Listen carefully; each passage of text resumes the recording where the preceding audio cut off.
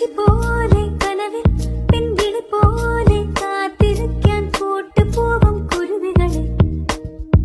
വയലിൽ നെന്മണി പോലെ ചിമിഴി ചെറുതിരി പോലെ ഓർത്ത് വയ്ക്കാൻ കൂട്ടുപോരും കുയിലുകളെ, ഒരു കിളിമകളോട് വെറുതെ കഥ പറയുക